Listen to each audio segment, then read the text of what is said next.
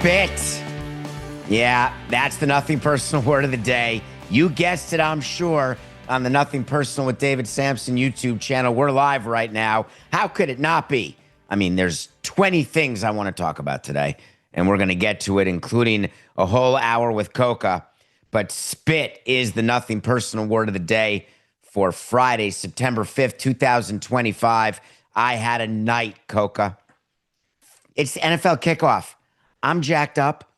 Everybody's excited. I got the women's semifinals on the U.S. Open that I'm watching. I know that kickoff's going to be at 8:20. So I'm foregoing the pregame.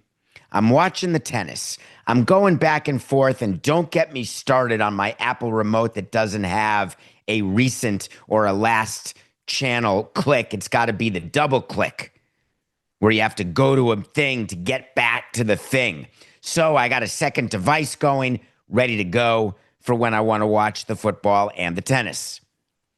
8:20, Mike Tirico tells us that the new kickoff rules will lead to more returns, which is what the NFL wants. All right, here we go. I'm looking for Clark. I'm looking for Micah Parsons' mom. I'm listening to Collinsworth. I've got Cliff Drysdale doing the last tennis match he's going to do. I have an unbelievable third set between Sabalenka and Pegula. Just, it's all happening. And then the kickoff happens. The return happens. Of course, the Eagles win the toss and they defer. Why wouldn't you? That's the new thing. Very ironic when we talk about the game.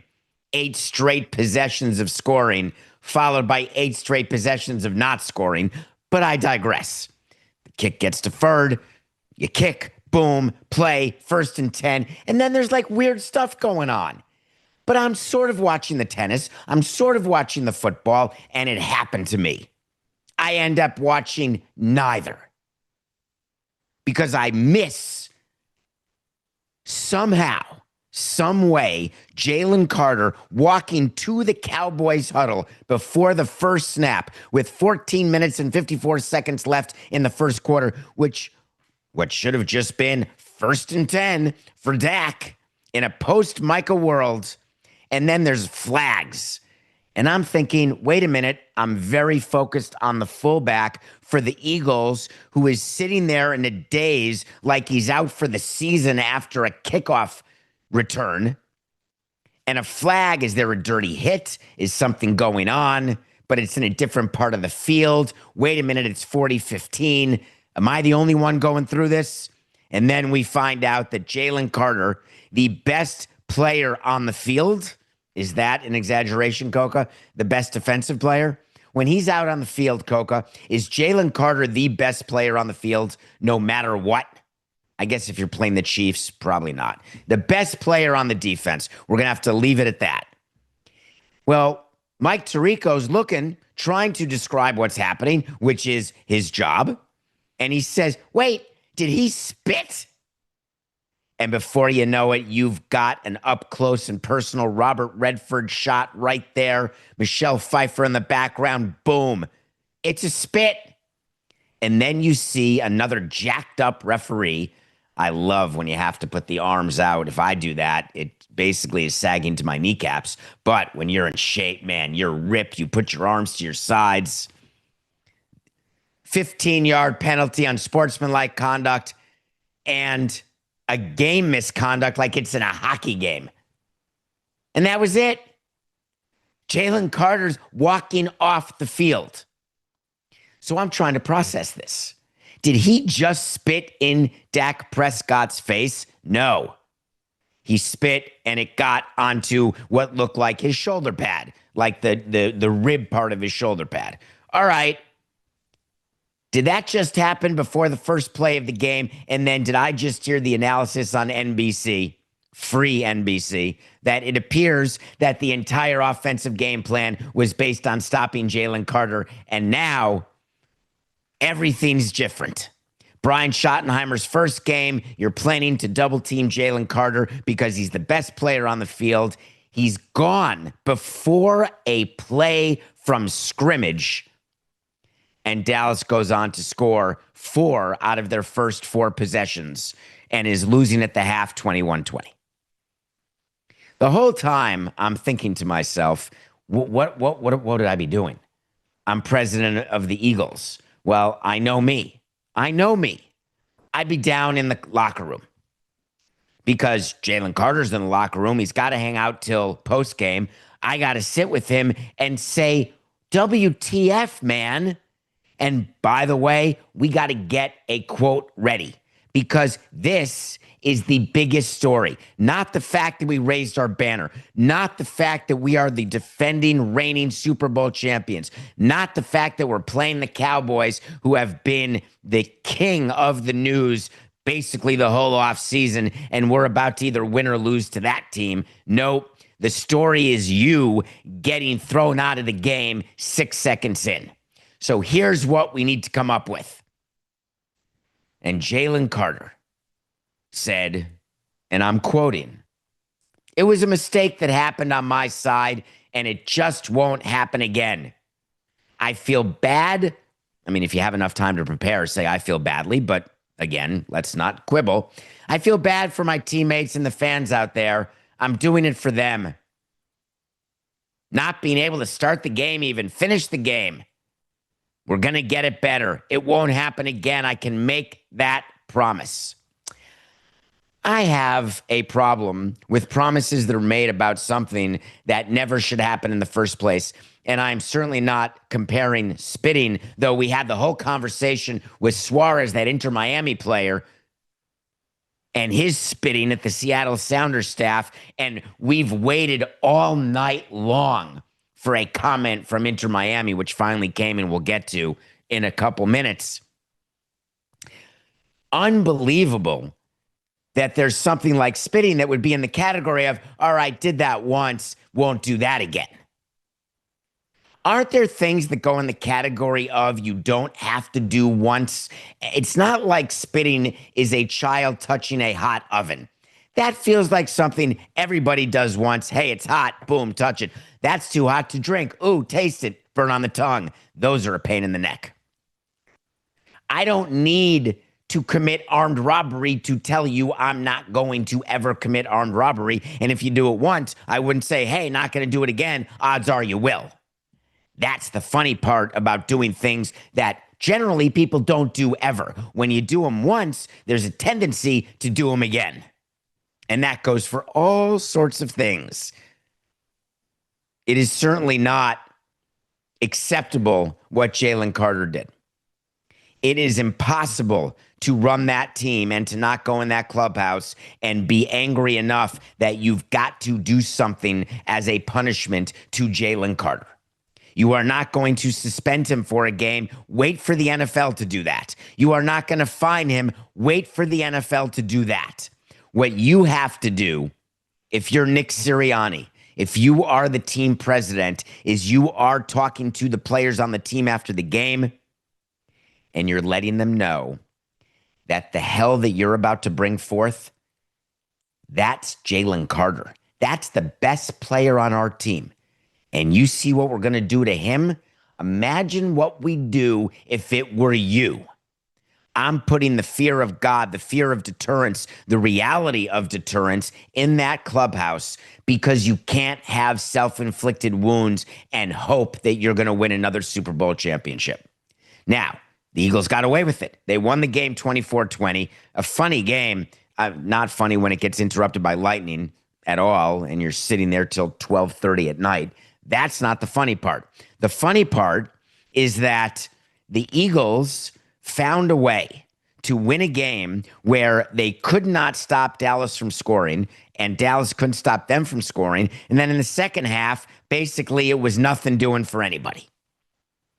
Eagles scored a field goal in the second half and won the game 24-20, which we'll come back to in terms of our pick of the day from yesterday. The reasoning, what did I say? I knew it was a lightning delay. What did I say, Coca? Did I misspeak? Yes, I know. That's what caused it to be until 12:20. I never liked lightning a pro player in an open air stadium because I'm afraid of lightning from running. Do you know that two quick things on lightning while you got me, Coca? One, take your headphones out if you are in the area of lightning. If you hear thunder, don't wear headphones because you could go deaf. That may be a Bubameister. I don't think it is. Two, don't shower when there's a thunderstorm because lightning can go through the pipes, through the water, and you get sizzled. Maybe a Bubameister. Don't think it is, but I don't do either of those things. Hate being outside. And when I was responsible for all 72 people who came to Marlins games, when there'd be lightning at Pro Player, I couldn't stand it when there were people in the bowl. And we'd try to close the bowl because it's scary as hell. Anyway, so the Inter Miami and spitting, all of a sudden it's a thing. So spitting, I spit when I run, but I spit down. I will admit that there are times during marathons that you're so close to other people that you think you're spitting to the side. And then someone comes up faster than you think and it gets on their shoes. I've done that on a bike during a triathlon where you spit out liquid to the side and all of a sudden someone's on your tail. In my case, it was like a styrofoam cup passing me in the water. But either way, things can happen. Very different than purposefully spitting, which is what Jalen Carter did. Word came out after the fact that Dak Prescott may have been the first spittor and that Jalen Carter was the responding spittor. But again, as we all know, PGR, playground rules. Don't be the second one because you may be the first one to get caught. That could have an impact on the punishment, though I don't think it will. It is not an extenuating circumstance to say, hey, he did it first. Prescott had to come out after the game to say, man, I didn't spit on anybody. I just spat in the general direction of spatting because I'm a spatter. But the video on Carter was pretty clear, much like the video on Suarez and Inter Miami. Way to go, Inter Miami. Congratulations, you finally had a comment on what your player did. It's a damn disgrace it took a week to come out, but that's okay because the quote they gave is an even bigger disgrace. Inter Miami condemns the altercations that took place following the conclusion of the League's Cup final. That was last week. These actions do not reflect the values of our sport, and we remain committed to upholding the highest standards of sportsmanship, both on and off the pitch. Thank God it didn't take a week to tell us that. We are working closely with the League's Cup and MLS officials to ensure the situation is addressed appropriately. I'm telling you that I can solve Pythagorean's theorem faster than the League's Cup and MLS and Inter Miami have gotten together to figure out how they're going to discipline Suarez. Come on, be better. When there are things when you're running a team or running a league that are so blatantly obvious, like no nuance. Nuance is, did he really throw that ball on purpose? Nuance. Nuance, did he really intend to hit the catcher with the backswing of the bat? Nuance. You know what's not nuance? Spitting on somebody. And I don't mean like during an argument. Funny one, do you remember the difference between Roberto Alomar spitting on John Hirschbeck and every manager ever who gets in the face of an umpire but doesn't get suspended for spitting, even though you need windshield wipers if you're the umpire? You don't need a week. Sometimes it's important to take some time, though. If I'm Steve Ballmer, I'm taking some time. This Pablo Torre Finds Out show that came out Wednesday, it's got longer legs than anybody you can ever find on AI. And there are tentacles to the story as well. Steve Ballmer had statement 1 and statement 2 yesterday, Wednesday, Thursday, whatever it was, and we went through it with you on A Nothing Personal this week. This morning at 5 a.m., Pablo Torre released his next episode. It is a one-on-one with Mark Cuban. If you don't sleep, then you've watched it already, even though we were live at 7 a.m. If you had time, which I did. But I don't want to talk about that. I want to talk about Steve Ballmer and his decision last night to do an in-person interview with Ramona Shelburne of ESPN, a rights holder for the NBA. So, before that interview happens, several things have to take place. One, the Clippers have to reach out to ESPN. Do they do it directly? Does the NBA get involved? You bet your bippy. Do they decide who they want to do it with? Then ESPN has to decide, how high are my journalistic standards? Do I want to give Stevie the questions first or not? Do I want to make this a softball, just a platform for him to say, mea culpa, I did nothing, I saw nothing, and I know nothing? Or do you want to ask him serious questions and try to get serious answers from serious people? That doesn't come together in mere minutes, and this interview looks like it came together in mere minutes. I'm incredibly disappointed that Steve Ballmer didn't go on Pablo's show, or our show for that matter, Coca, or Amin El-Hassan's show, choosing to go on ESPN and not subjecting himself to anything other than, hey, this doesn't really look good for fans. Can you understand that? Steve Ballmer started the entire interview by making sure that we know that they abide by rules because it's the right thing to do. That's his opening salvo. Can you imagine being the interviewer and having Steve Ballmer say that and not saying immediately, and I mean immediately, I'm sorry, what happened in 2015 with DeAndre Jordan when you were fined $250,000 for salary cap circumvention? Crickets. Tweet, tweet, tweet, tweet. Nothing. Steve Ballmer just said, we abide by rules. Then the interviewer said, tell me about this statement where you said things are provably false. Statement 1 didn't mention, they forgot about that in statement 2. So what Stevie said is, statement 1, provably false. Are you kidding me? We've had to turn over emails and texts and all sorts of documents to the Department of Justice and the SEC, who investigated aspiration for fraud. It is true. That's what you got to do. You got to turn over everything in discovery when you're subpoenaed to do so, and you may get an order in advance. Save everything as it relates to blank. I've gotten one of those. It's good. It's easy. You just save everything. Not hard. Because guess what? When you don't save something, that can be found out. So Steve wanted to make sure it was very clear. Here's what's provable. We handed over every document known to mankind that we had on this issue. And one of those emails, one of those documents was us introducing Kawhi to aspiration. I've got the email to prove it. That doesn't have anything to do with salary cap circumvention. But let's not quibble. Let's not make sure this is a nail-biting, hard-hitting interview with glasses on the bridge of your nose and your name is Brian Gumbel with no air conditioning on in a stadium suite. Let's not even go there. Let's just go moderate, like a little bit of pushback. Ballmer didn't stop there. Ballmer wanted everyone to know that in August of 21, Kawhi Leonard signed a 4-year deal, and it was the most we could pay him. That's the point of salary cap circumvention. That would have been a fun follow-up. A month later, the aspiration deal gets done. They become a huge sponsor.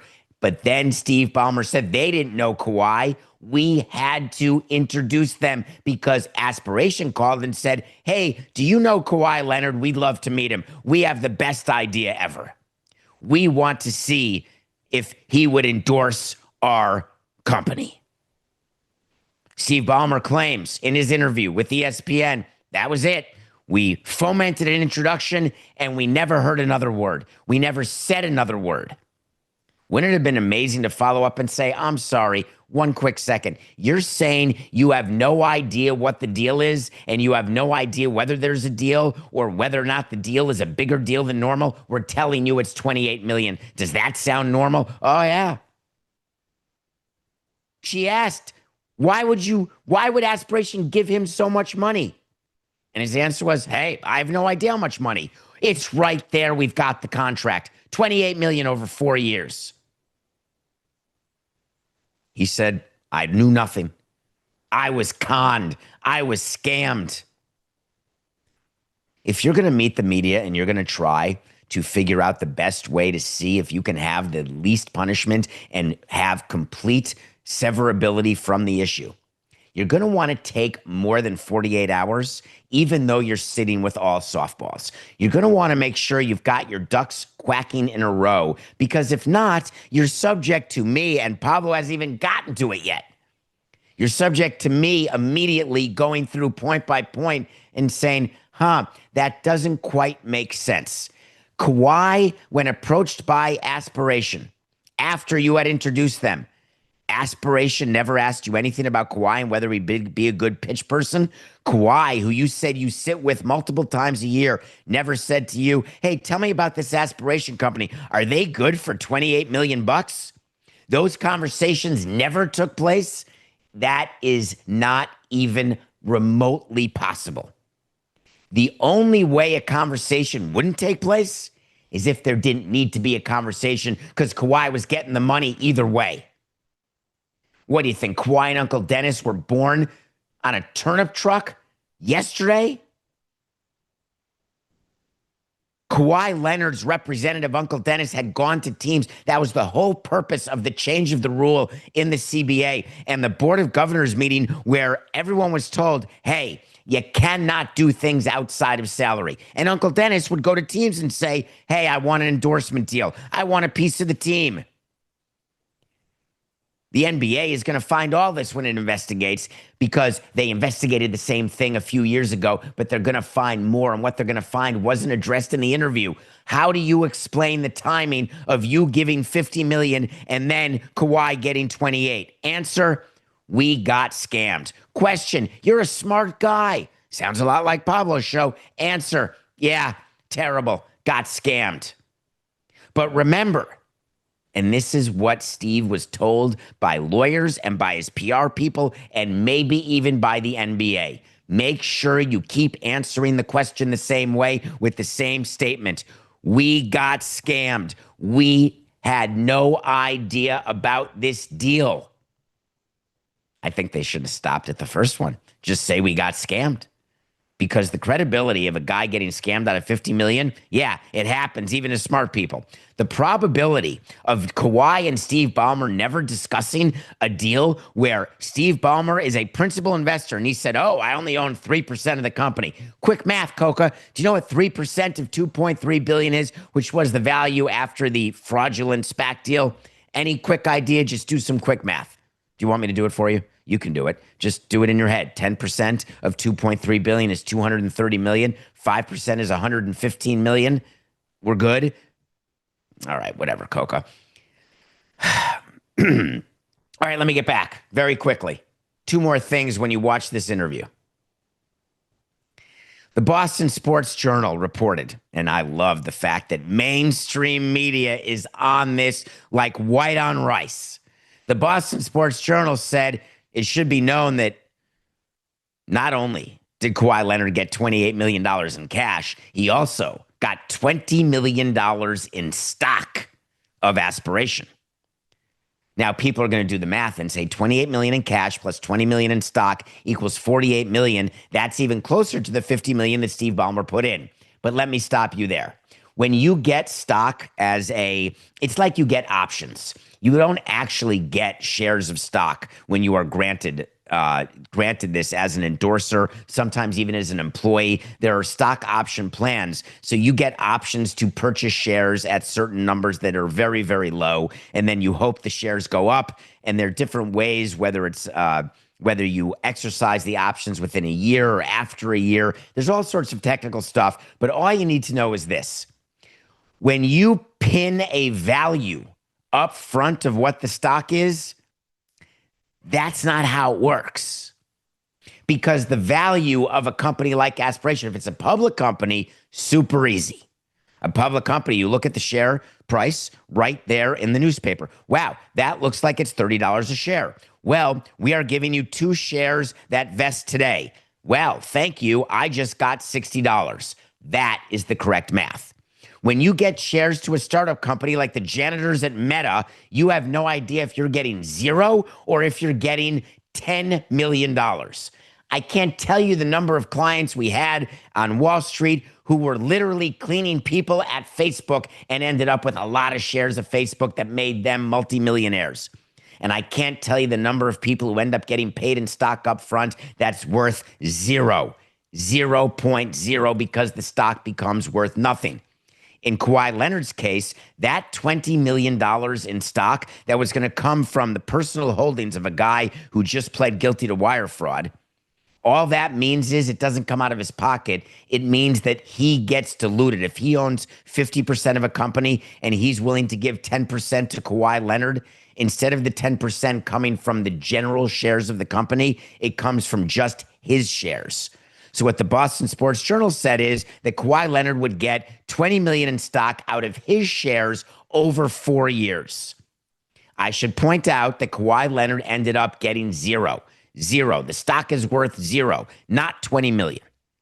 On the other hand, when you sign an endorsement deal, that's totally different. That's $7 million a year, not more, not less.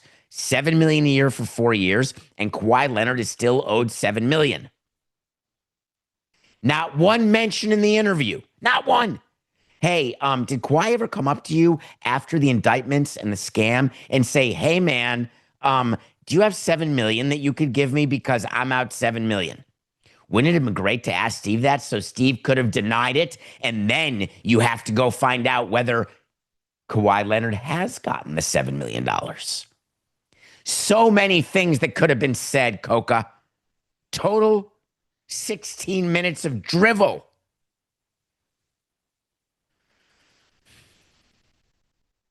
It's not that I'm worked up, Coca. That's not it. And I understand that you're saying I've been up all night, and I have, because all of this happened very late at night. The games went late. Then Pablo's show is dropping at 5. There was not enough time to do everything. I totally get it. And I haven't had coffee because I don't drink coffee. Why am I excited? Because self-inflicted injuries drive me insane. Who's advising Ballmer? Why would he give this interview on ESPN late last night? What good will it do? I think I know. I got it. It just occurred to me. Adam Silver watched the interview and said, that's it. Investigation over. We're good here.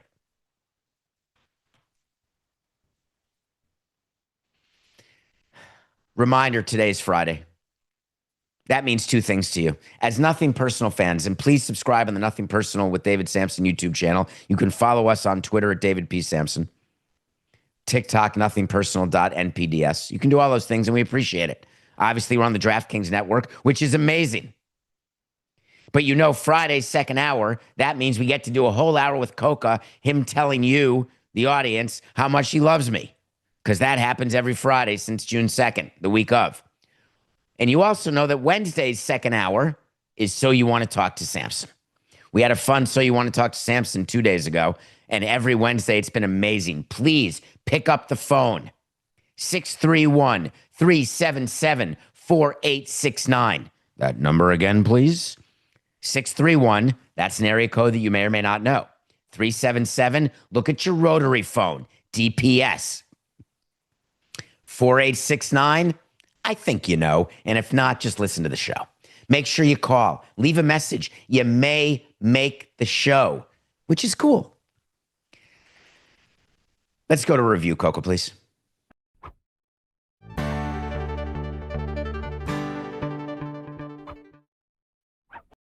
It's time for the review. It doesn't actually matter whether I sleep or not, what I'm doing during the course of a day. I love watching a movie, and I will watch a movie every day. I watched a documentary, and I watched the end of it yesterday, called Katrina, Come Hell and High Water.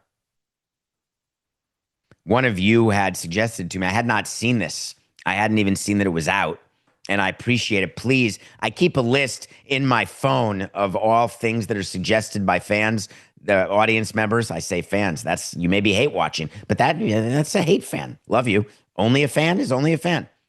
So I watched it. I don't know if you all remember, if you're young, and there's, I think in our August report, let's say 17% may have absolutely no recollection of this.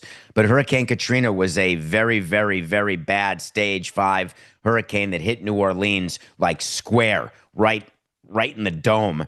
And it created tons of death and tons of despair and tons of problems and tons of fraud. And this is a documentary about the people who lived in neighborhoods that get completely ignored because they're impoverished black neighborhoods where certain parts of New Orleans are supposed to be saved by the levees and certain parts get destroyed when levees break. And what happens when these neighborhoods get destroyed? And what happens when Hollywood people come in and say, hey, I'll save the day, and then the cameras stop rolling and it turns out the day doesn't get saved? Always look for people who are interested in the follow-up, and it's hard to do 100% follow-up. And guilty. When we gave money when hurricanes hit South Florida, you give money and you hope it gets distributed properly. You hope that things are done right, but it can be hard. It can be hard. What the Katrina documentary does is it takes you inside the family life of several people impacted, what was going on that day, the day before, the preparation, why the mentality is for people to stay. And I lived in South Florida. I would choose hurricanes over earthquakes any day. Why? Earthquakes, been in one, no warning. All of a sudden, you've got an airplane landing in your hotel room. 2, hurricanes, you're in the cone. It's like 7 days in advance. But the thing is, there's people who can't afford to escape. I forgot the word, evacuate.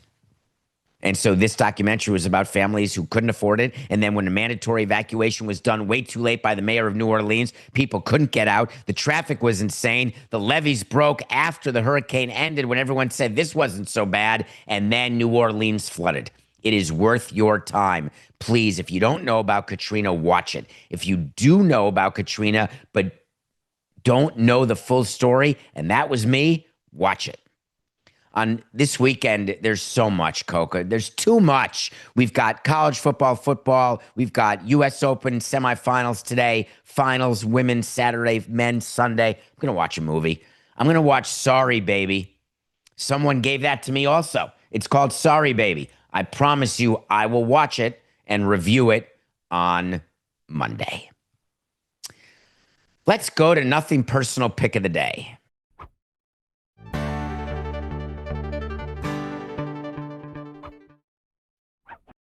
Nothing Personal Pick of the Day.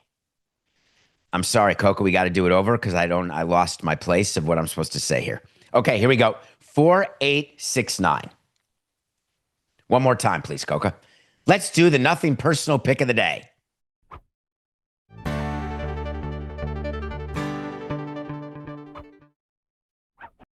Nothing Personal Pick of the Day presented by DraftKings. DraftKings, the crown is yours. Tonight, if you're in Brazil, you've got a game to go to. Yes, it is day 2 of the NFL season, and you find the Chiefs hosting the Chargers, except not at Arrowhead. They are in Brazil.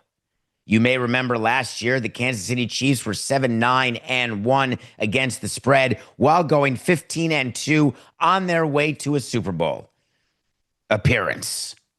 This is now their opportunity to get back to the Super Bowl and try to avenge the loss to the Eagles, and they begin against a Chargers team where they find themselves favored by a field goal.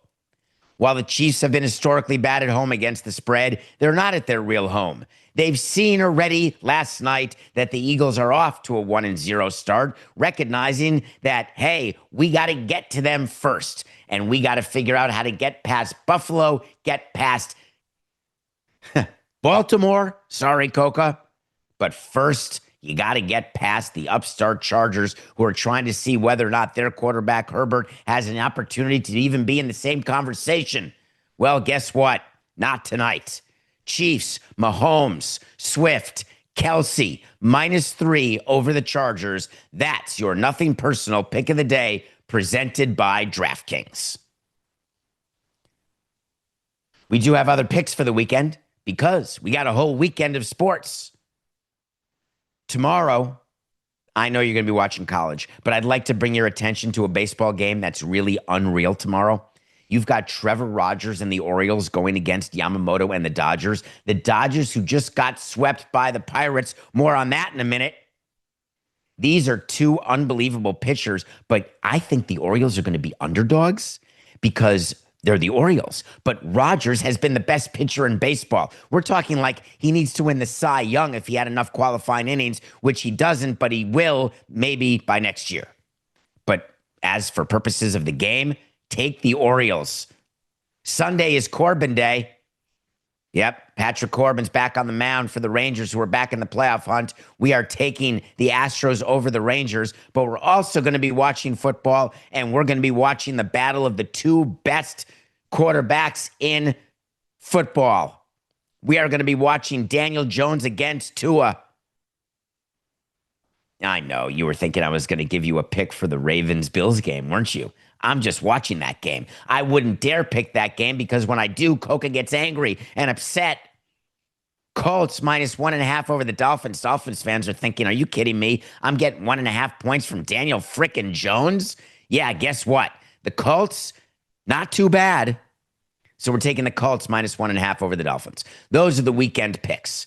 We've got the Chiefs -3 over the Chargers, the Colts -1.5 over the Dolphins, the Orioles over the Dodgers on Saturday, the Astros over the Rangers on Sunday. Last night was game 1 of the NFL, and I am currently undefeated in my NFL picks for the 2025 season, which is great.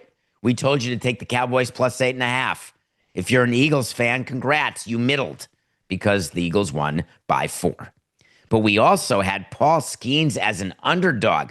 Coca, what am I missing? What do our friends at DraftKings know that I don't know? That Paul Skeens was an underdog to the Dodgers. I can't figure it out, but the Dodgers got swept by the Pirates, and we won that. We are now 118 and 113 after an important sweep.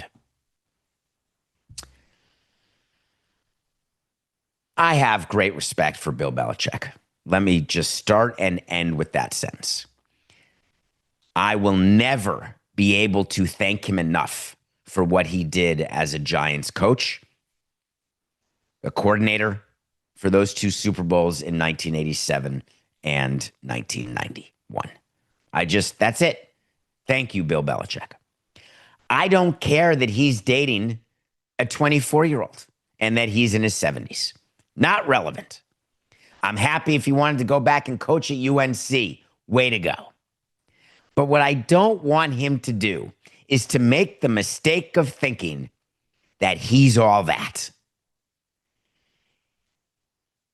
Bill Belichick, you see, has made a decision at North Carolina, and it's being reported in a way that is not totally correct, Coca. It's being reported that Bill Belichick has not allowed Patriot scouts and staff to go to his practices at UNC. And if you don't read, you'd say to yourself, wow, that seems petty. He's singling out like, oh, I'm going to stop the New England Patriots from learning the offense of the North Carolina Tar Heels. I'm going to make sure that no Patriot scout gets to see any of our guys. God forbid they want to draft them and our guys want to go pro. There are rules in place, actually, about when scouts are allowed, when scouts are not allowed, and how many quarters of a practice and where they are and how they are, etc. And so if a source tells ESPN that Bill Belichick has banned the New England Patriots staff from accessing any of the program, and the GM of the program is asked about it, and Michael Lombardi has been so ill-prepared that he says, good luck, and hangs up the phone. And so you have to report that UNC didn't respond to any comment request by ESPN because we know how hard-biting they are. You have to look a little deeper and realize that, in fact, there's limited access to all people and all teams. North Carolina has a policy in place under Belichick, whether you agree with it or not, that everybody has limited access. It's right on UNC's own website. That scouts have zero access to coaches or other personnel people. Now, UNC is the only school who does it. I totally disagree with the fact that Bill Belichick is doing this, but his choice. But the narrative that he's just doing it to the Patriots furthers this narrative that you want there to be this big schism between him and Kraft and him and Brady, and it's a threesome that would make Jordan blush. Fine, go with it. It's just not the case. So now when you're asked today, you can say, yeah, North Carolina has this rule that no scouts are allowed, which is weird and crazy. And believe me, Bill, your team's not that good. No one's going to learn anything from what you're doing anyway today with those players. But it's not just about the Patriots. Yesterday was a banner day. Now, I want to give a caveat before we talk about the College Sports Commission and the NIL clearinghouse. I want to mention that I've known Brian Seeley for many, many, many years. He used to work at Major League Baseball's Department of Investigations. He used to head that department, a very important department in the commissioner's office. And Brian Seeley is great. So that should just be okay. You got that? Well, if you know me and you know nothing personal, I'm still going to give you the story. Listen to this. The College Sports Commission decided, here's a good idea. We got college football going into, it's week 2 tomorrow, isn't it, Coca? It was week 0, then week 1 was Ohio State. Now tomorrow's week 2. I would assume that's right, Coca?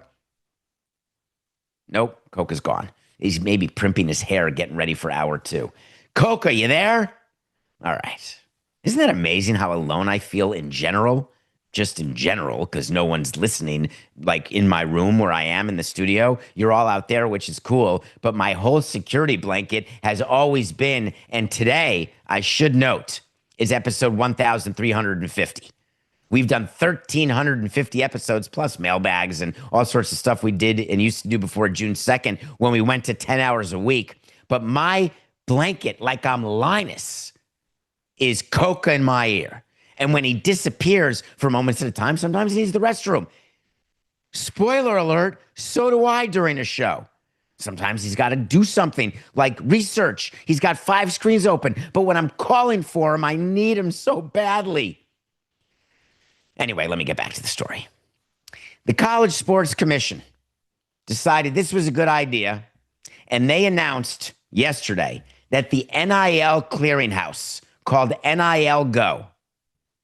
And the College Sports Commission, the CEO is Brian Seeley, the aforementioned Brian Seeley. The College Sports Commission was created to oversee NIL deals, to figure out whether NIL deals are good or not good, are market or not market. Somehow, the NIL clearinghouse announced that they've cleared over 8,300 deals so far and only didn't approve 332. They wanted to let you know that 75 deals have been resubmitted because the clearinghouse and the commission said, that seems like too much money for the corner grocery store. They want you to know that the value of the deals that they've looked at go up to $1.6 million. They're trying to show you that everything's working great. Brian Seeley said it himself. Quote in a statement, the system is working as intended. Legitimate NIL deals are being submitted, reviewed, and approved through NIL Go. I'm sorry. Can you just explain to me how that works?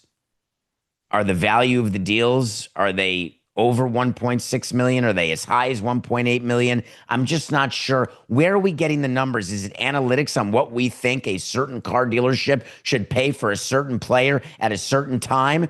Do you take into account the number of appearances? How do you value Kawhi's deal with aspiration? Would that be submitted to arbitration and brought down to 0? Or would you say, boy, that's a great getting Kawhi Leonard. 28 million makes perfect sense. I am questioning the process. I am thinking to myself, explain to me how we pass the smell test here. Now we get to announce we've got a bunch of happy customers. And the best way to have a happy customer is to be told, no problem, come right in. It's sort of like an open border. We may not be happy what happens after the fact, but we're super happy at the time. And that's exactly what's going on with these NIL deals. We're supposed to believe that there's some sort of stopgap. There's some sort of procedure in place that will get in the way of informing us whether or not an NIL deal is real or not, and that will add to integrity of the game. It'll add to equity, fair play, parity. Am I missing it? because I sure as heck fire don't see any correlation, none at all, between the fact that there are 8,300 plus deals that were submitted. Well, I mean, can you imagine how funny it is that a school like fills out a form and submits, or a player fills out, an agent, a collective, there's a form that gets filled out. Hey, it's John Cocktoaston. Getting 10 grand to wear a tie every time I meet the media. And the tie is made by Men's Plum House. Well, that looks right. Let me do a quick Google. What's Men's Plum House? Give me a small break, Coca. I'm excited about something else that happened last night. And I'm going to do it I'm so sorry, Coca, but this had to be talked about as quickly as possible. Did you happen to watch what the Yankees did last night? We got a chance to talk about Aaron Boone yesterday, and we got a chance to talk about Devin Williams. One thing that you have to pay attention to when the Yankees are beating the Astros again, and they won the game last night 8-4. And I was very focused on playoff rotations because that's where I am in terms of October. You got to start thinking playoff rotations. And I'm watching Rodon, and I'm thinking to myself, no way. They cannot feel good going into the playoffs with Rodon as their game 2 starter. I just don't see that as possible. I see Fried as a game 1. I've got Heel in my mind who's going to have to go game 2 because I'm watching Rodon. And I say Rodon, I say them both. I'm watching him pitch. And the one thing you got to have in a playoff rotation just for a month is consistency. That's what you want. You want stability, consistency, and you want to be able to line up your bullpen because you want to know what you're going to get. And I just spent time watching that game saying, you don't know. One day it's going to go 6. One day it's going to go 2 1/3, and you're going to be despondent.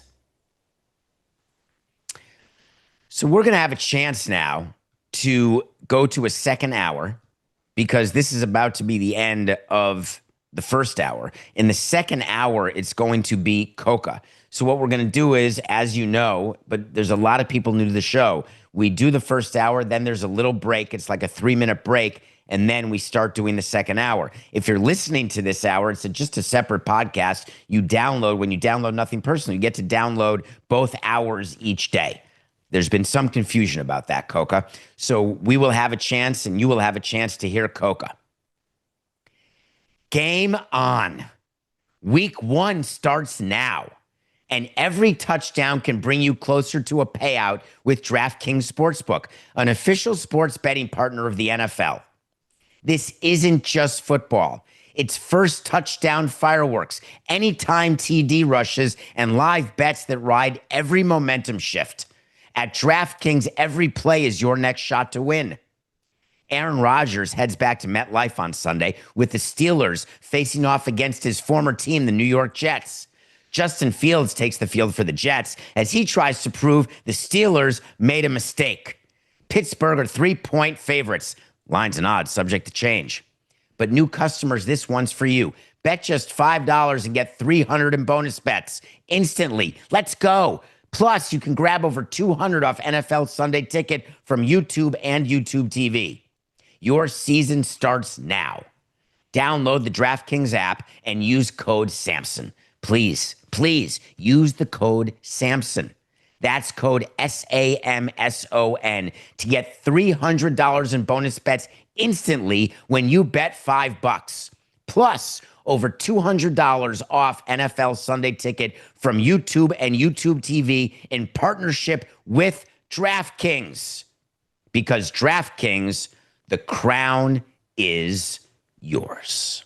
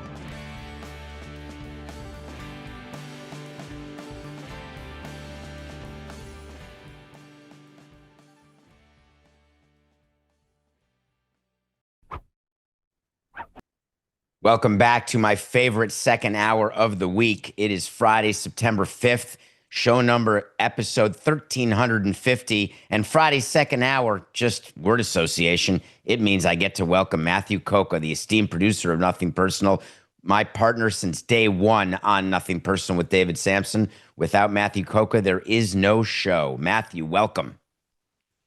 I'm so bad at gambling right now that if I were to bet on the sun to rise tomorrow, there'd be 24 hours of darkness. Like, that's where I am right now as a gambler.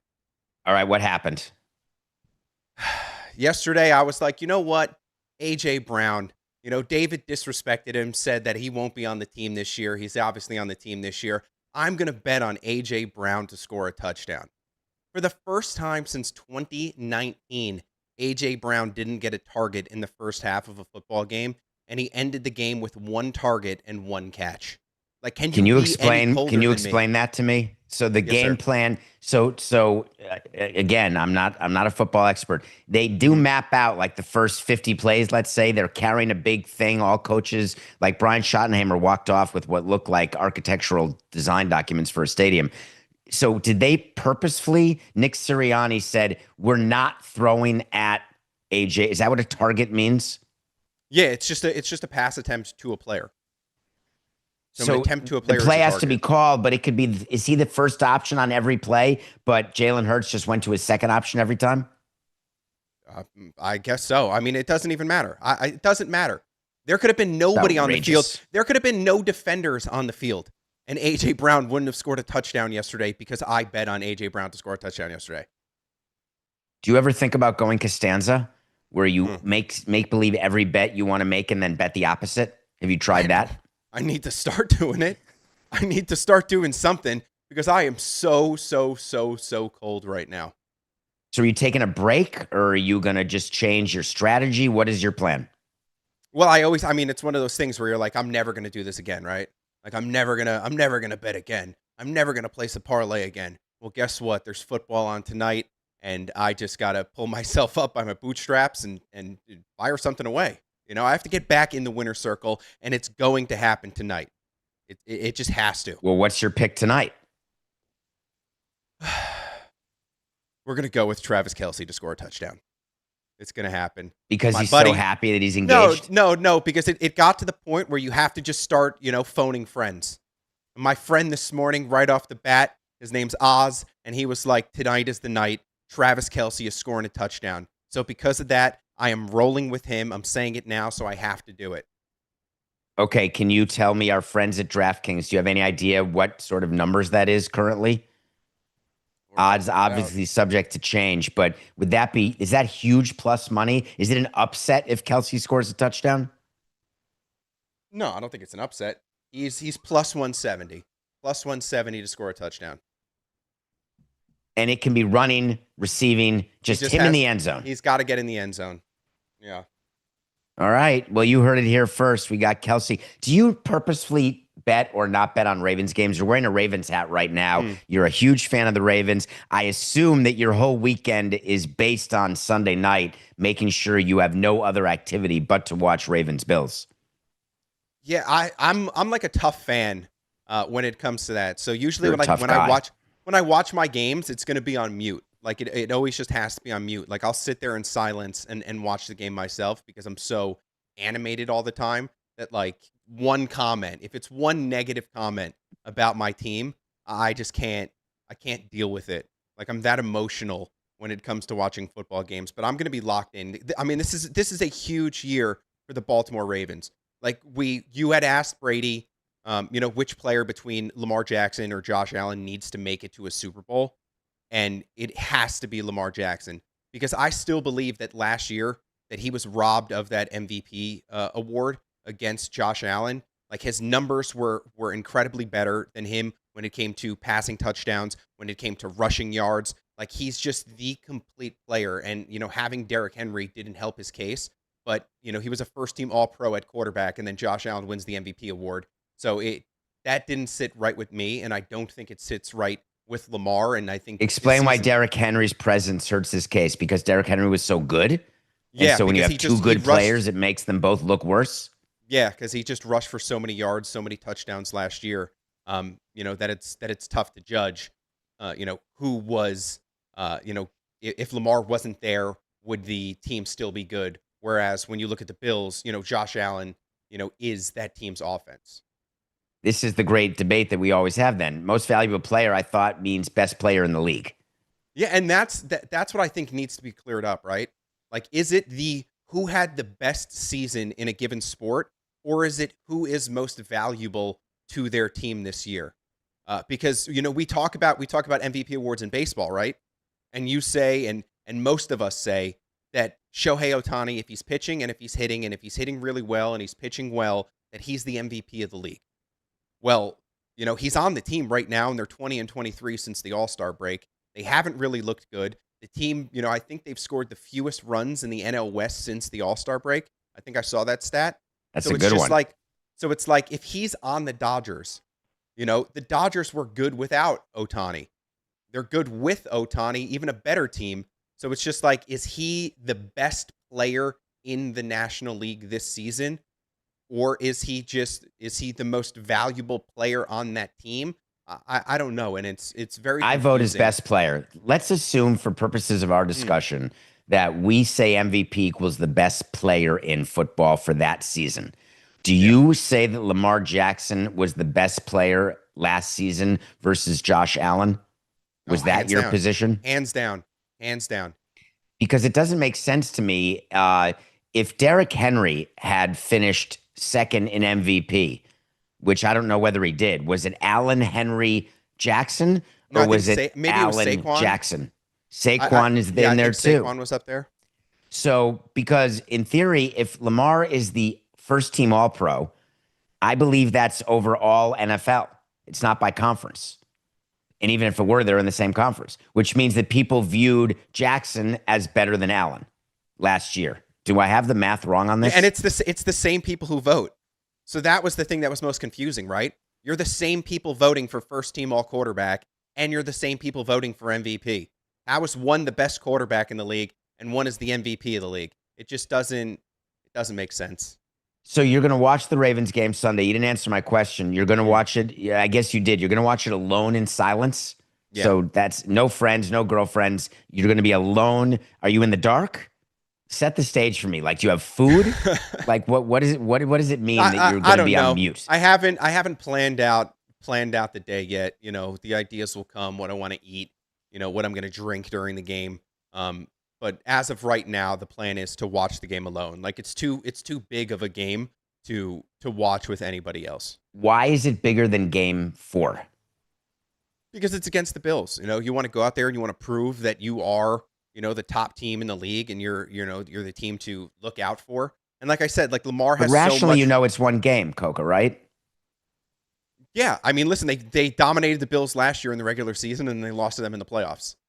That happened. So wait a minute. Doesn't that prove my point? No, because it's your team. Like, you're not this is what you don't get, and you always don't get, is that you're not a fan of teams, right? So like, you don't understand the emotional process anymore because you have sort of given up that life.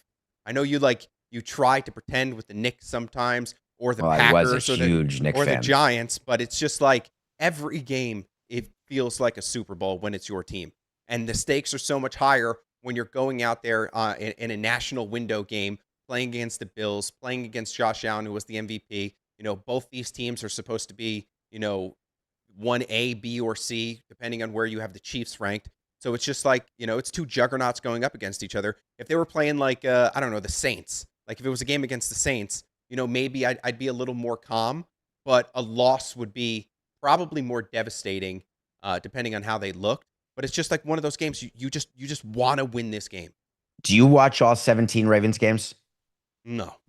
So you don't make plans according to the Ravens schedule. Like if they have a Thursday night game and you are going out with your friends or going to a play with your girlfriend, you'll do that even if the Ravens are playing. No, if it's a national window game, I'm going to watch it. But if it's a 1:00 game and I don't get it, I'm not subscribing to Sunday Ticket, in order To to the watch audience out there, I've offered Coca the Sunday ticket. I offer to him every year. I offer to pay for it for him. And for whatever reason, he likes taking the position instead. Oh, I don't have the ticket because I'm Mr. Joe Ordinary Man. I'm making the offer now, right now. If you want Sunday ticket, I will Venmo you on the show right now. I will Venmo you the money to get Sunday ticket and RedZone on your TV. This offer will expire in 4 seconds. Well, yeah, 3, I have to do it, but then I 2, also have to place. But then I also have to place a $5 bet on the DraftKings app because it'll get me over $200 off on the NFL Sunday ticket. This is what I'm asking you to do. It's not difficult. It was right there in the read that we did. It's literally for people in your shoes. Literally. Yeah. Let me go to the next thing that's in my head with you. You said that you don't like when people say a bad word about your team. You have a baseball team you love, the New York Mets. They've got what I think is the most famous triumvirate of broadcasters of any team in baseball. The group that has been together the longest. But they're also very well known for being, they're not homies. Homies? That may be the wrong word. Homers. Dang it. 4869. The Mets broadcasters are not homers. So do you watch them on mute as well? No, because that's your home crew. But they criticize your team. But they live it. Like they live the team. They're there 160. So many rules. But it's not a rule. Like you have former Mets talking about the team. Like I don't need to watch a game, where whoever the crew is, I don't want to name any crews, but they're talking about your team, and it just, I mean, everybody feels that, right? Like when you're watching a game, everybody's biased against your team. It's just a natural fan reaction. So it's not like I'm unique in this sense where it's like, everybody hates. I mean, listen, we could, Chad, I'm asking you right now, do you watch a game and do you think everybody commentating on the game is against your team? Please just say yes or no in the chat. Thank you very much. Is that our way of doing a poll that's not a poll because we don't have a juju and we no, don't? I could do a poll, but it's just like I'm talking directly to them, so I don't want to like turn over do a poll, but I can do a poll. Interesting. So how else was your week? I was tired this week. I don't normally get jet lag when I go to Europe or Asia for a weekend, and that sounds like a horrible, ridiculous flex, and I don't mean it to be, but I've just been my life. I've worked in Europe, and I've had to go back and forth several times in a week, actually. And this one hurt. This weekend trip to Japan, I started feeling myself a little bit yesterday, but then I was up all night last night because there was so much sports news and so much going on. So I'm right back in the crapper now. Yeah, I've never been on a flight that long before. So I really don't know what the experience is like to sort of be confined to a plane for that long. I don't know if I would enjoy it. Here's a story. So I was supposed to go to Japan in 2002, I believe it was. I think the Yankees were opening up the Major League Baseball season in Japan, and I was supposed That's 23 years ago. Yeah, I was supposed to go to the game, and then we announced that we were going to war, and the game got canceled. So that was the end of the trip, and I never went. And that was it. That was my one opportunity to go to Japan, and it got canceled because America went to war with the Middle East, and that was it. So the experience. You didn't get a rain check from the person who was bringing you? Well, the next time I declined. Because you were scared of the flight? Yeah, I think so. I think it might have been that. It might have been like, you know what, that's just too long of a trip. I don't want to do it. We've helped you get over your fear of travel when you took a trip. I believe, was it last year you took a great trip? Last year? That was it this 2021. year? 2021. No. Yeah. December 2021. Wait, where were you in December of 2021? Paris and London. You're telling me that was 4 years ago? Yeah, listen, time. The older we get, the quicker time goes, right? So where do you want to go next? We got to get you out and about, Coca. You got to go see the world. It's an amazing world out there. You're a smart guy, and I think it'll make you a better producer, a better boyfriend, a better person, a better son. I just think broadening your horizons. Where do you want to go? Well, I need to hit a few bets first, right? Like I need to prove that I am worthy of getting these things. I need to prove it. But let's switch gears here, and I want to talk about college football. I want to get to college football because we have a big week of games coming up. The thing that stood out to me last week was the Ohio State-Texas game, and this is something that you can sort of speak on, is that game did over 16 million viewers in a noon spot. And I know Ohio State fans, they are very angry with Fox because those games are scheduled for noon. You know, there's not enough time to tailgate. They want later games. They want night games. They want a full day of the experience, but whatever. You're getting over 16 million. My question to you, though, is why aren't they getting more money? Like, why aren't the players demanding more money? Because it seems like this is easily the second most watched sport in the country, above baseball, above the NBA, above hockey. So it's just like, why aren't they getting more of the share when you see these giant numbers for a week 1 football game? Well, wait a minute. Game 5 of the World Series drew more than game 1 of Texas, Ohio State. Let's not get crazy. Baseball's game 5. But we're not talking about the national championship, because I bet you if we look at the national championship numbers, you know, don't, please. They're above that. So here's the question that we ask ourselves often, which is, if NFL's 1 and college football's 2, what do we do to even approach those numbers? Because the NBA finals don't even get the numbers of a week 1 game between Texas and Ohio State. Just think about that. Game 7 of the NBA finals, 16.3 million people. So you have to just understand that the NBA got billions of dollars in media rights deals. It was not tied to the ratings. Now, the college football deals, if you add up all the conferences and you add up all the independent deals, obviously there's way more money in college football because there's way more supply.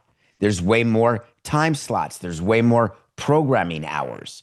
And so it totally makes sense that the overall amount of money going to college football is greater. And now you're wondering, why isn't it trickling down to the players? Because they're not professional athletes. I think that people keep forgetting to understand the reality of what college football is and all of college sports. These are student athletes. These are not employees of the team. These are not in any way supposed to be compensated. And then all of a sudden the rules changed. But the rules that changed allow for players to take advantage of their name, image, and likeness. They allow the players to do endorsement deals. And believe me, they're all trying to hire Uncle Dennis right now to try to find some aspiration deals. Believe me. But that's not tied to revenue. That's not a percentage in any way of what the industry revenue is. They're not a union. There's nothing collectively bargained. They simply got the right, which I believe that all people should have the right, so I was totally fine with. I believe that people should have the right to capitalize on their own name, image, and likeness. And if you want to sell that to somebody, then you've sold it, and then they get to capitalize on it. And if you end up being a big star and you haven't gotten enough money for your NIL, that's your own problem. But monetizing yourself, I'm all in. Players now can do it in college. I'm happy for them. They're doing it, but it is not ever tied to revenue, Coca. It's never going to be tied to revenue. So you can't ever say there's a comp between college football and what happens in a salary cap sport. Yeah, but now schools have revenue sharing. You know, they have a $20 million salary cap, but that is for the entirety of the school. It's the wrong label, and people keep saying this. It's not revenue sharing we're used to in baseball or in football or in basketball. That is when teams share revenue with each other, is how we look at revenue sharing. When you say revenue sharing in college, let's make sure we're clear. That is amount of money that is going from a school to a player, not from a school to a school. But if you see sort of like these deals that are going around, so if you are Tony Petitti, he is the Big Ten commissioner, correct? Mm-hmm. All right. So former baseball deputy commissioner. If you're him, and if you are the commissioner of the SEC, why are you not looking at what the NBA just got in its rights deals and then just going to each other and just saying, hey, why do we need the NCAA? What's the point of that? Because we talked to John Calipari about it, about the Super League and how that could be something that comes back. If you're those two commissioners and you just go to the school presidents, why aren't you saying, hey, let's start our own league with just our schools and then sell those rights? Because we clearly are the number 2 sport in the country. Mm-hmm. And I feel like we are undervalued in the market because of what our viewership is, and we have the games, right? There are a ton of games. Maybe there's not an 82 game schedule. Well, hold on. What do you mean by that? There are not a ton of games. No, but we're only talking college football. You also have other sports. So you want a conference. You don't want a conference of schools. You want a conference of teams, specific football teams. No. I'm saying you have college football that is doing this numbers, but you're also offering up all the other programs that the school has. So you have all that programming, right? You have basketball, you have baseball, you have softball, you have women's basketball, you have all these things that can. So would the Super League be the teams? It would be you put the Big Ten, the SEC. You'd forget every other conference, forget the CFP, forget anything else. Start your own league. God, that sounds a lot like what they tried to do in the EPL, and it didn't work. It sounds like what the Red Sox and Yankees have always tried to do, and they never did it because it wouldn't work. You have to have all the other teams around. You have to have the governing body like a commissioner's office or like the NCAA because they don't want to govern themselves. You think that a Super League will get together, the SEC and Big Ten, and then they'll combine like a merger where only one of them ends up with the power? Because that's what happens when two companies merge and they're equal. One guy has to be in charge. One guy becomes the CEO. So are you saying that one of the SEC or the Big Ten would be in charge of the Super League? Which one would it be? Well, that's where it is, where it's just like, that's not for me to decide. They could bring in somebody to be their new commissioner. Like, I don't think it. But now they do. That's the NCAA. No, but it's not, because the NCAA is so far gone. Right now, it's just like they are implementing rules and schools are saying, we don't care. We're just going to go to a judge and get a temporary restraining order against the NCAA and our players are going to play. It's happened to all these schools where the NCAA is trying to enforce these rules upon these schools and judges are saying, yeah, you can't do that. So the future as you see it is the NCAA disappears and there will be a breakout. There will be like a major leagues and a minor leagues. And the SEC and Big Ten will be in the big leagues. That'll be one group, one league. We're not far away from it happening. So you're saying that's happening. I just want to. I want you on the record. Listen, and I know it's sort of like a gross idea, and it feels bad to be a fan, but it's just like when you look at the college football playoff, and you look at the teams right now. For the past however many years, the SEC is usually reigned supreme. And if it's not them, then it's the Big Ten. And you have the Ohio State or Penn State or Alabama or LSU or Texas or Oklahoma. You have all these huge programs that are now in the SEC or they're in the Big Ten. The Big Ten added Washington. It added USC. So it's getting a bigger landscape. And you look at, the ACC where Clemson and Florida State are trying to get out of the ACC. What if Miami joins them in trying to get out of the ACC? Well, the ACC could end up like the Pac-12, right? And then you're in this place where nobody nationally is going to be watching those games, and it's going to be a regional thing. So why not do it? Why not get that? And I bet you the ball is starting to roll on these things because we are so far away from school, right? The objective of it is to go to school, to get an education, to get a degree. We are so far away from that in sports that the next logical thing is that this turns into a major minor league. Okay. By the way, the objective for a college, I always thought, was to put yourself in a position to earn a living. That's how I looked at it. I went to college. I went to law school. Also, I could put myself in a position to earn a living. And my view always was, I never criticized Mark Zuckerberg from dropping out of Harvard. Why would you? He's earning a living. College basketball players or football players or baseball or basketball, when you can go pro and you can earn millions of dollars, why do you need to stay in school? I'm not but because I remember my calculus class? No, I don't. Because I remember meteorology 202? No, though I have cirrus clouds above me now. So I don't have an issue with people. They're not in college to graduate. They're in college to get what they need to get done in order to earn a living. Number one. Number two, tell me about Duke and basketball, where certain schools not in the Big Ten or the SEC would have something to do with the success of an NCAA men's basketball tournament and be really good. Would those schools be outside of this big league? So the NCAA men's basketball tournament would disappear. That deal would disappear, and Duke would be left to be with other teams to do that tournament? Is that how that would work for you? I'm just saying it happens right now, right? How? Look at UConn. UConn's basketball is in the Big East.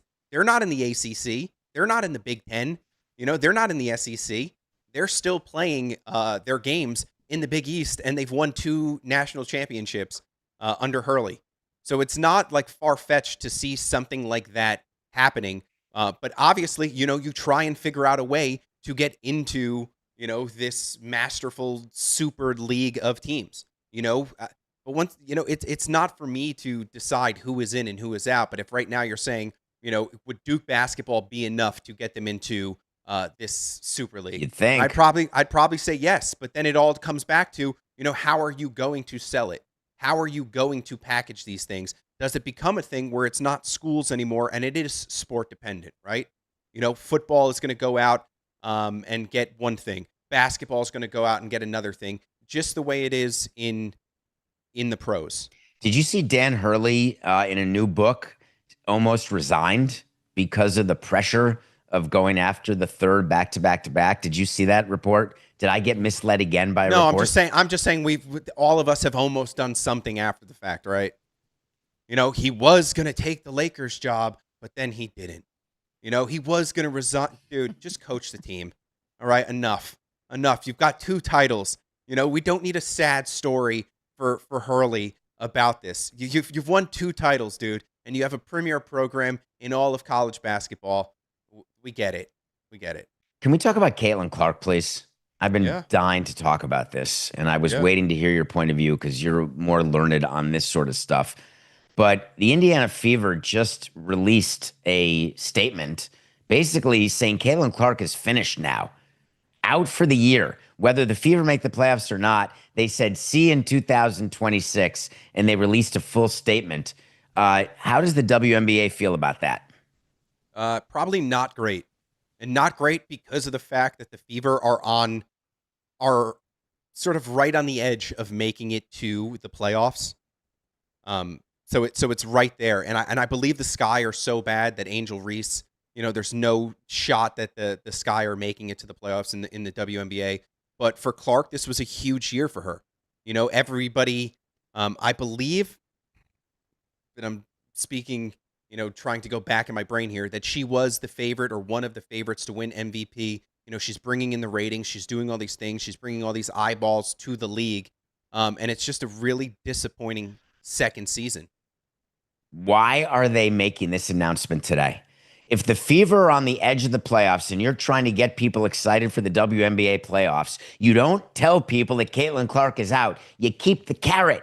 You keep it just dangling a little bit like, hey, she's still day-to-day. She is working hard to get back. Fingers crossed. Let's get to the playoffs and we'll take it from there. There is absolutely no reason for that announcement to have come today. And I've been racking my brain since I saw it to understand why the Fever would announce that Caitlin Clark is not going to be available for the rest of the season, and that Caitlin Clark released this full statement about it, wanting to thank everyone who had my back through all the uncertainty. This has been incredibly frustrating, but even in the bad, she said, Coca, there is good. The way the fans continue to show up for me and for the Fever. I'm so proud of how this team has only gotten stronger through adversity. Now it's time to close out the season and claim our spot in the playoffs.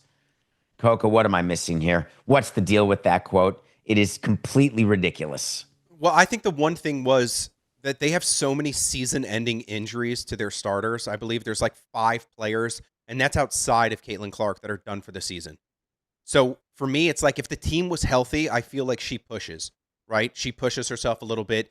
They're more of a contender in the playoffs with these starters being healthy. But because of all the injury that is there, and because it's just like, do you really have a shot? Maybe they're just being realistic about their chances when they get into the playoffs, or if they get into the playoffs. But why are they announcing it today? Well, because they did it right when the NFL kicked off. They did it right then. That's when that statement came out. I think the ball had touched the kicker's foot for the Eagles, and then the reporter pressed send on his tweet. So I think it was right before the spitting. Yeah, I think it was one of those news dumps. But I agree. Unless it's just that's just the news. I guess you want people to still show up for your games, so it's not a great. Became the news at 8:00 Eastern on a Thursday night. That's not exactly how we decide when players are available or out for the season. We know we know within business hours that actually, I'll say something funnier. It's not that we know within business hours. We know within minutes of an injury, if there's an acute injury, if it's in the 8th inning and it's 10:00 at night. But Caitlin Clark's been out. I don't believe anything would have happened last night at 8 p.m. different than what was going on yesterday or different than what will be going on tomorrow. It's still, to me, I just want to talk about the unfortunate side of it, right? Where it was just like the expectations were so high that people, she brought in viewers that don't watch women's basketball. She made it sort of into a spectacle, right? Everybody wants to see her play. Everybody wants to see her perform. There were so many expectations going into the year that this was going to be the year. The Fever did things. They brought in players to surround her.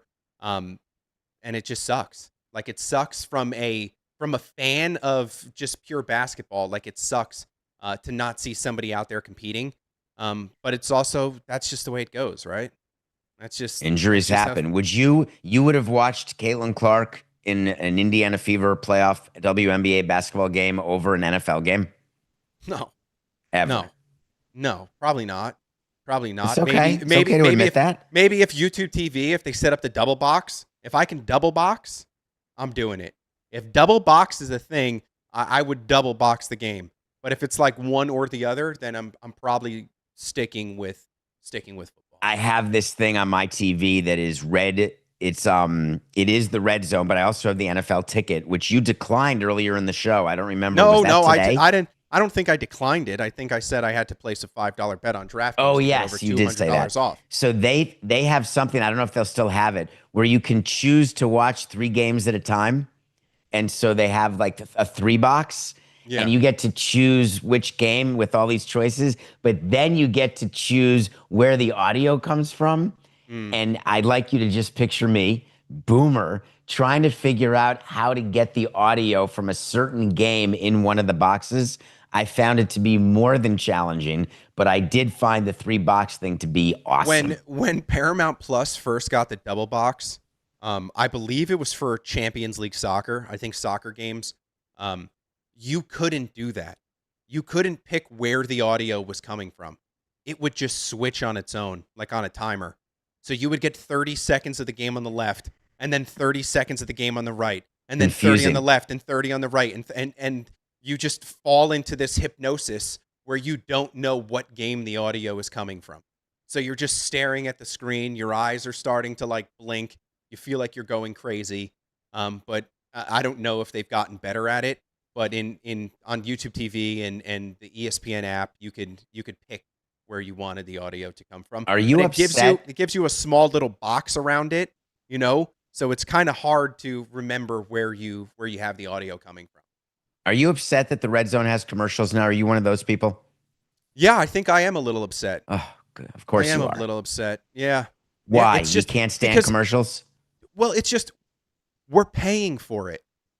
We're paying a premium to get this service. It's just like ads should be. I'm paying to watch games. I'm paying to watch normal games. If I have cable, if I have Peacock, if I have whatever, I am paying to watch normal games. But the RedZone's not a game. It's not a game. But it's an add-on feature. So I have to pay an add-on feature price. And then the thing that annoys me. I don't think you do. Hold on. Let's make sure we have the customers right. I thought when I bought the ticket, Sunday ticket, that I got RedZone included. I think you have to do both. I think it's Sunday ticket and Sunday ticket with RedZone. If we are mistaken, chat, please let us know if we are mistaken here. But I don't think that is accurate. But the one thing is that they say, oh, they're only going to be 4 commercials and they're going to be 15 seconds. That's not a lot. The whole stream. Yeah, that's us being programmed. That is us being programmed for year mean? 1. It means that they start slow and they start giving you. They give you 4 commercials very slowly, and they get you used to having commercials. Next year in your programming. 15 seconds. And then it keeps going up and up and up and up and up, and there's nothing you can do. But there's going to be something you can do, because next year RedZone's going to have one for $9.99, and then you can pay an extra premium of $15.99 to get RedZone. And it's just going to keep going up, because that's what every service has done to us, right? Where it's like YouTube TV started out at $39.99 a month, and then it went to $49, and then $59, and then $69, and now it's up to like $85 a month, and that's just we as the consumer, and nothing gets better. Nothing. Coke, am I doing the math wrong? Can we just do some math? Because I like doing math in my brain. Did you say that there are going to be 4 15-second commercials? Did you make that up, or is that real? No, I think that's what I think. Doesn't that equal 1 minute? I think part of the PR push yesterday from ESPN, where Adam Schefter got his notes and he had to tweet out his notes to the masses. I think part of that was how many ads we are going to get. So maybe we'll check this, and you can check it now. We're in the middle of a show. We're live, but check it. 4 15-second ads is 1 minute. Isn't the RedZone 7 hours of coverage? Well, it's supposed to be 7 hours of commercial-free coverage. And so now it's 6 hours and 59 minutes? We can't be I can't be right. But it's Coca, what you pay for. On. No, listen, Stop you can say whatever you want, but in 3 years, when there's 15 minutes of ads and we have to just sit through it, you're going to come back to this conversation, and I just want you to say, Matt, you were right. Matt, you were right, and you knew it. And you knew it. I don't love saying that, but you are right. But it's just often, things are just bad for. But things are just bad for the consumer in the part where it's like everything is going up, and the one thing that they give you is they're like, oh, we have new pricing for our food in the stadium. So you have $3 hot dogs and $3 sodas and $5 beers, but ticket prices are going to go up. Watching games, the prices are going to go up. The price of merchandise goes up. So it's just like nothing feels like it's good for the consumer. I got it here, Coca. But here's the thing is, we had this. It's 1 to 2 minutes of ads in 15-second increments over 7 hours. No, I'm sorry. I think you're alone here. I really do. I'm happy to hear what people have to say. You're right. There's so much stuff I don't get. I can't even tell you, and I'm totally fine with that. And you can call me out of touch. Call me anything you want. How was your week with the Pablo story? Were you in on that? Were you interested in the possibility of salary cap circumvention, or for you this was much ado about nothing because you don't care what players get paid because you're a fan? No, I do. I definitely think it's a great story. I think it's a great story, and I think it's great reporting. But the one thing I haven't heard you say, and I don't know, I haven't listened to Pablo's new sit down with Mark Cuban, is where is Uncle Dennis?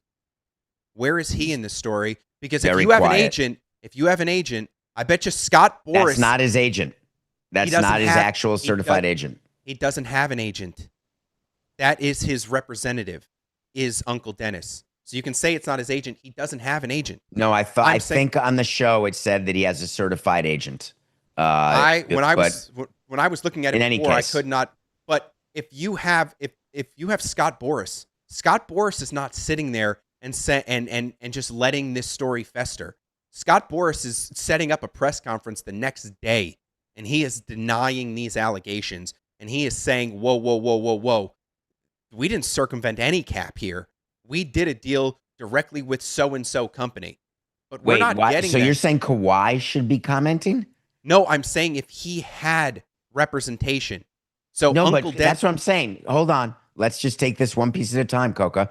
You're saying in this story with the salary circumvention that's alleged against Steve Ballmer and the Clippers that you're wondering why Kawhi Leonard's camp has not commented yet.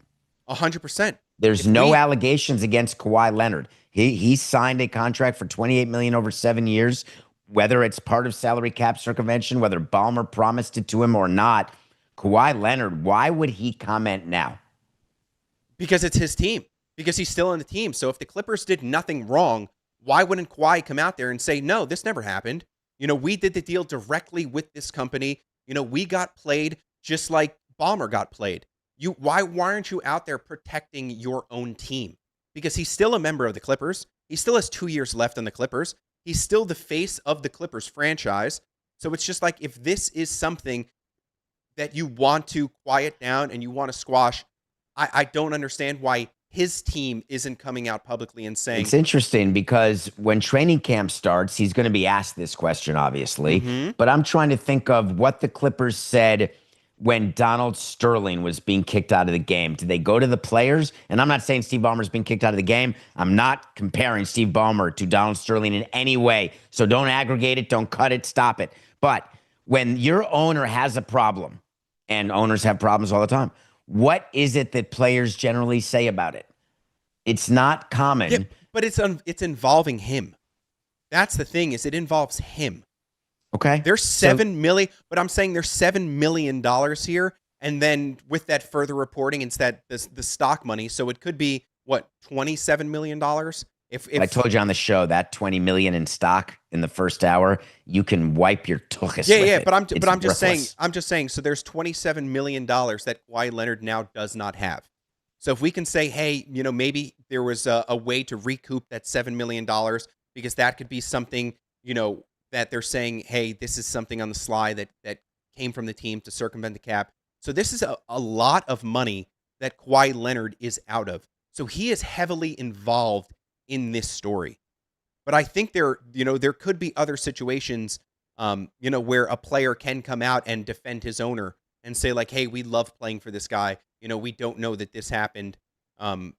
This whatever. Like, owners have been defended by players before. If you were advising Kawhi Leonard right now, would you would be advising him to give an interview? You'd be advising him to make a statement? What would you? Because I'll tell you what my advice would be to Kawhi Leonard. My advice would be from representation. If I was his agent, from an agent coming out and saying, what if it's not true though?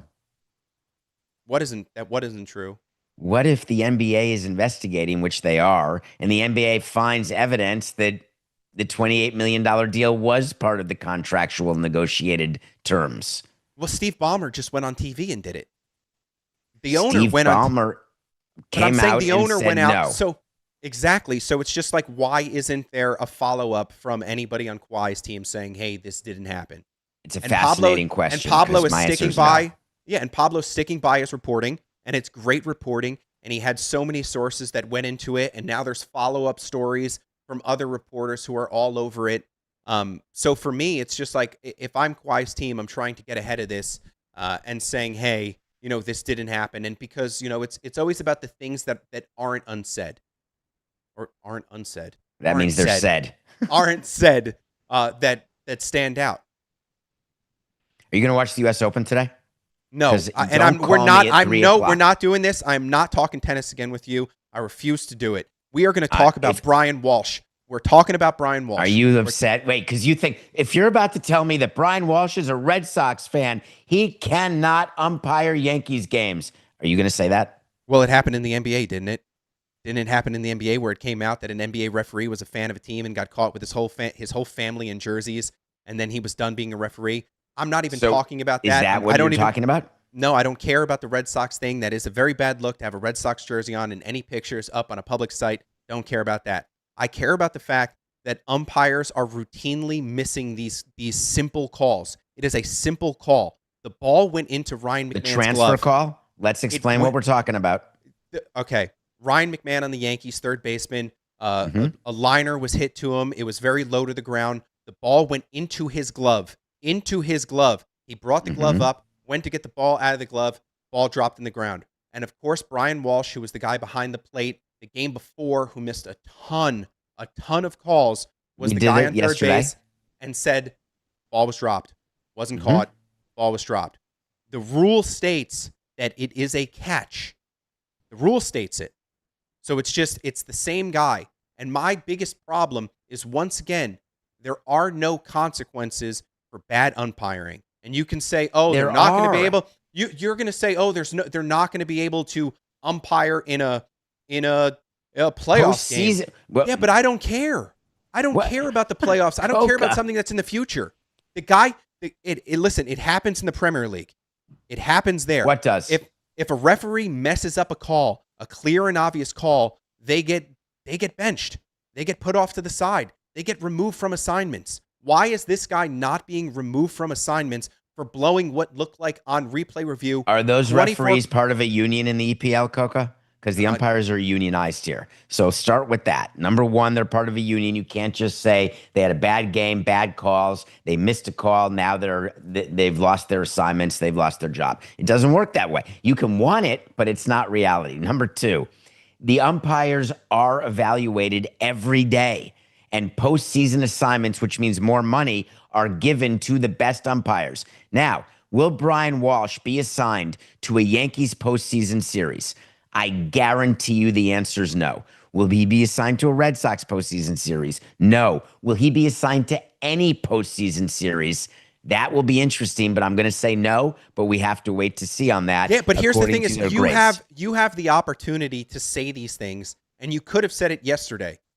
But yesterday you were like, oh, no, they're watching film on their calls. Well, this is the next day. The next day, it is the same umpire against the exact same team making these calls. And then Aaron Boone did something that you would probably appreciate, where in the ninth inning of the game, he had a bat check done on a member of the Astros. It made me smile. And the bat is now going to be looked at well, that's by the rule. The league. Well, you do something petty like that, but it shouldn't get to that point.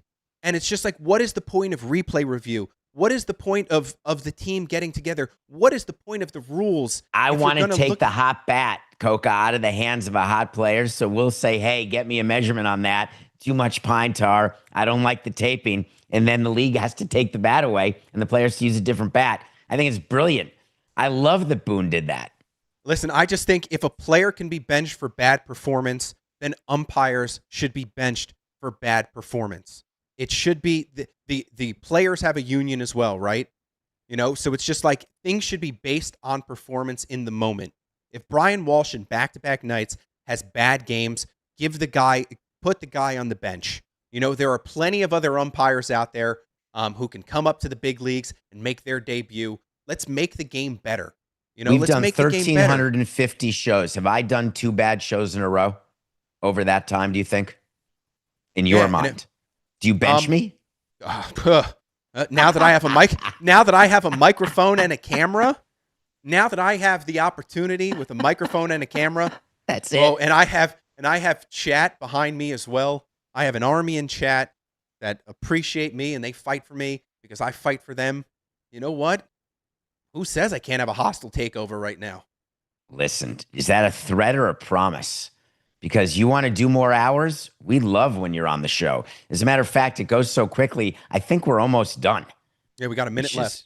That's it? Yeah, a minute left. The whole thing with the first hour, with trying to figure out when it ends and when to do the read, I found it all very confusing. Yeah, but we're still talking about umpires, and I just want to get this out quickly because it happened in the NFL yesterday too, where there were a ton of calls in the game. It's the first game of the season, but it's always the second guy, right? So you've got taunting penalties, and you've got personal foul penalties, and you've got all this stuff, but it's always what the umpire can see, what the referee can see. So it's just, let's make the game better, guys. Make the game better. Have a great weekend, everybody. Coca, I appreciate your emotion. I love it, and I love the fact that I saw a little piece of spittle come toward me.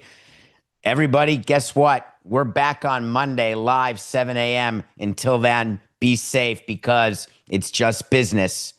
This is nothing personal.